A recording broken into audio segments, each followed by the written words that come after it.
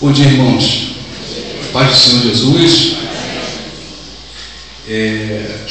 Muito boa essa música do coral, né? Foi ter estudado Filadélfia direto aí, né, pastor? Foi a palavra cantada, irmãos, né? Eles cantaram a palavra de Deus. Mas, irmãos, eu sempre tenho assim externado aos irmãos, né, ao pastor, que nós estamos aí nesse projeto, a importância, né, do que tem sido feito, a responsabilidade, né, da pregação da palavra, né, e como a gente aprende, irmãos, com essas igrejas, né, o que o Senhor Jesus deixou escrito, né, e como é atual essa mensagem, né, das igrejas do Apocalipse. E a igreja de hoje, irmãos, ela é uma igreja que só tem elogios, né? Que Jesus só tem elogios a fazer nessa comunidade. É uma comunidade relativamente pequena, né? Com poucos recursos, mas uma comunidade fiel, irmãos. Uma igreja fiel. E eu intitulei essa mensagem com um título de Filadélfia, uma igreja fiel. Eu gostaria já que os irmãos abrissem as suas Bíblias no livro de Apocalipse. Nós vamos ler a partir do capítulo 3, o versículo 7.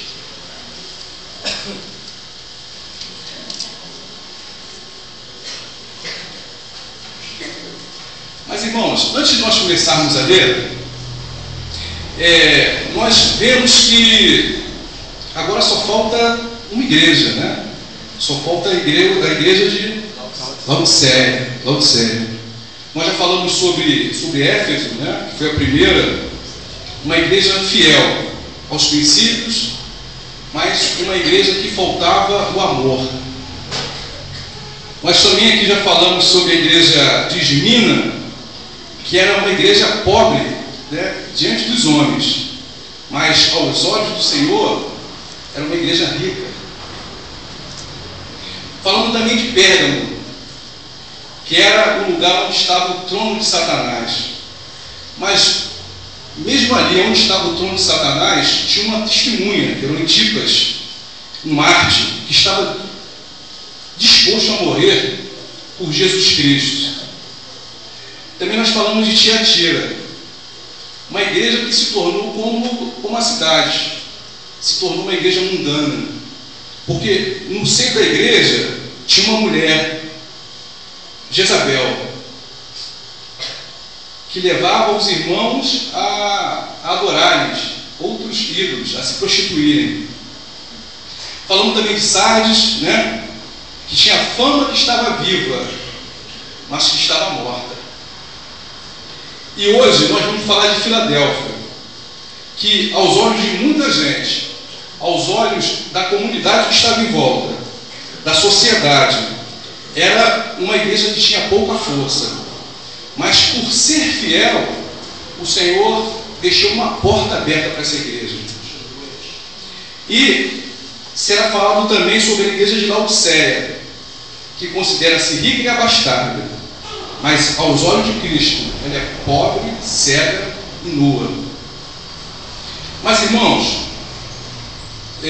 quanto a essa igreja que nós falaremos hoje, o Senhor Jesus só tem elogios a fazer. Então é uma igreja modelo. Nós precisamos aprender, né? É a igreja a ser alcançada.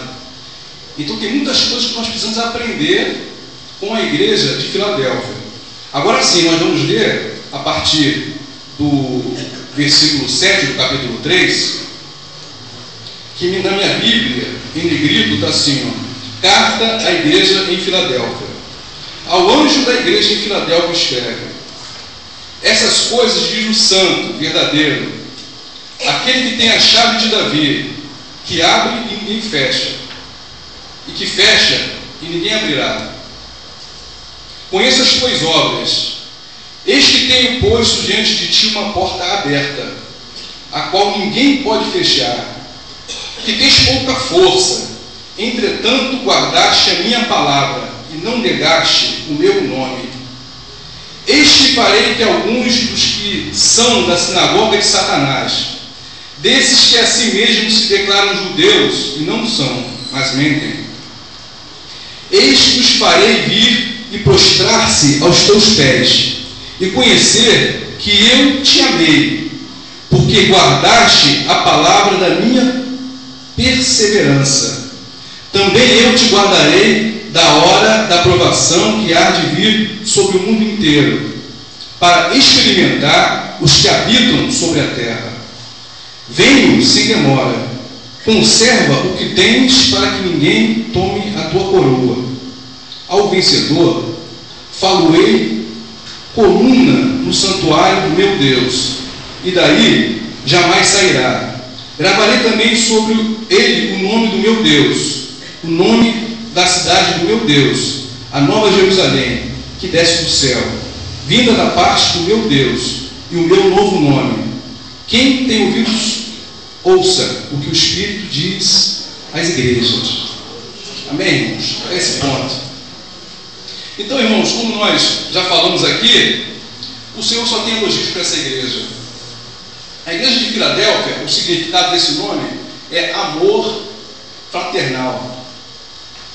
A cidade foi fundada pelo rei de Pérgamo, no século II, e em homenagem ao seu irmão, pelo amor que tinha com seu irmão, ele batizou a cidade com esse nome. A sua localização, irmãos, e o cultivo de vinhas e a produção de vinho tornou essa cidade comercialmente muito importante, com muitas oportunidades. A cidade, não a igreja, ela cultuava o imperador, Havia cultos pagãos nessa cidade. Ela possuía muitos templos em volta da comunidade de Filadélfia, muitos templos, E templos, irmãos, templos enormes, templos suntuosos, coisas gigantes, E aquela comunidade ali no meio desses outros templos.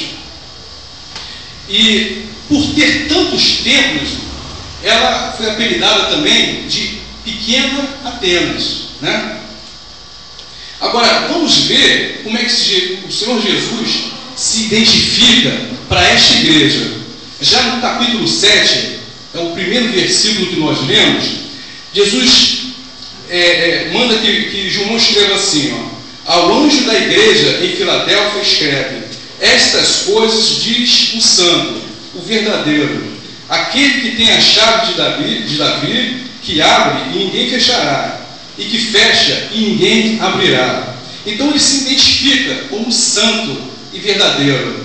E para a gente, irmãos, que vivemos hoje em outro tempo, então para a gente, santo e verdadeiro é uma característica de Jesus, e para a gente é fácil absorver isso, Mas no tempo que eles viviam, irmãos, e o lugar onde eles viviam, haviam também muitos outros, outros deuses que se dizia ser o Deus, que se dizia ser o verdadeiro, que se diziam ser santo.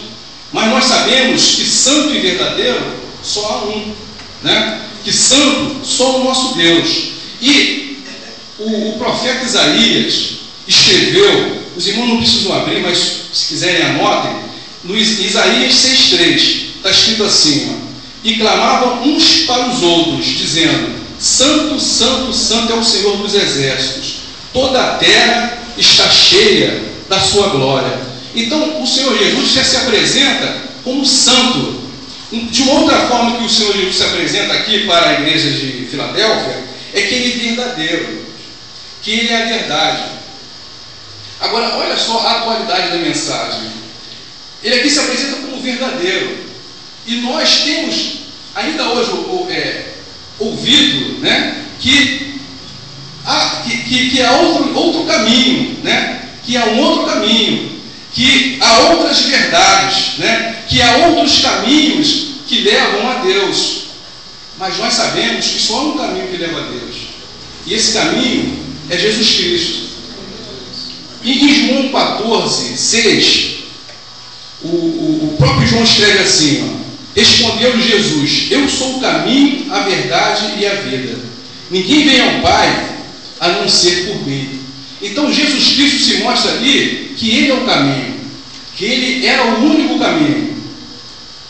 E, irmãos, o Senhor Jesus, sendo santo e verdadeiro, Ele, como nós temos as características de Cristo, Ele deseja que nós também sejamos santos, né?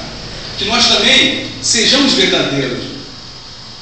E o próprio apóstolo João, né, na sua terceira epístola, no capítulo 1, no versículo 4, ele escreve assim, ó: não tenho maior gozo do que este, o de ouvir que os meus filhos andam na verdade. Então, irmãos, nós que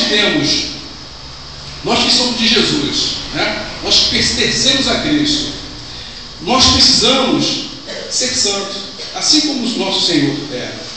Precisamos ser verdadeiros. O que agrada a Deus é que nós andemos na verdade. Agora também, Jesus Cristo se apresenta como aquele que tem as chaves de Davi. O que representa essa chave de Davi, irmãos? A chave de Davi representa autoridade.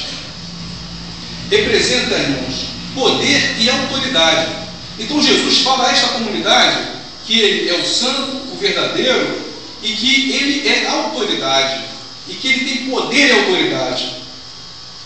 E o profeta Isaías, fazendo alusão a esse termo, né, escreve que: porei sobre o seu ombro a chave da casa de Davi. Ele abrirá e ninguém fechará, fechará e ninguém abrirá. Mateus também escreve no capítulo 28 que Jesus, aproximando-se, falou-lhes dizendo: toda autoridade nos foi dada no céu e na terra. Então Jesus, Ele possui toda a autoridade, e nós, como igreja do Senhor Jesus, irmãos, devemos nos colocar sob essa autoridade de Jesus. Jesus precisa ter o senhorio das nossas vidas.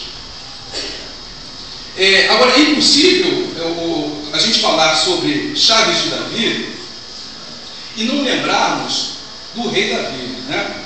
Por quê? Porque o rei Davi foi um homem que lutou muitas guerras e venceu muitas guerras, né? Mas todas as suas guerras, né, todas as suas lutas, em suas vitórias, ele imputava, né, ele tributava as suas vitórias ao Senhor. Então, minha irmã, meu irmão, nas suas vitórias, tribute ao Senhor. Nas suas vitórias, tribute ao Senhor, irmãos. Mostra que você depende dele, porque Davi, em todo o tempo, ele nas suas guerras, ele dependia do Senhor. Tem um texto em 1 Samuel 17:45 que foi a maior vitória que Davi teve, né? Porque foi a sua primeira vitória. A partir daí, ele tornou-se conhecido. É onde Samuel escreve assim, ó: Davi, porém, disse ao filisteu: tu vens contra mim com espada e com lança e com escudo. Eu, porém, vou contra ti em nome do Senhor dos exércitos, o Deus dos exércitos de Israel, a quem tem afrontado. Então Davi, irmão, ele sempre dependia de Deus nas suas lutas. E ele vencia. E ele tributava a Deus as suas vitórias, irmãos. Então tribute a Deus, irmãos, as suas vitórias. Porque é Ele que nos dá a vitória. Nós precisamos depender dele. E já no capítulo do versículo 8, o apóstolo escreve assim, ó: conheço as tuas obras. Eis que tenho posto diante de ti uma porta aberta, a qual ninguém pode fechar, que tens pouca força. Entretanto, guardaste a minha palavra e não negaste o meu nome.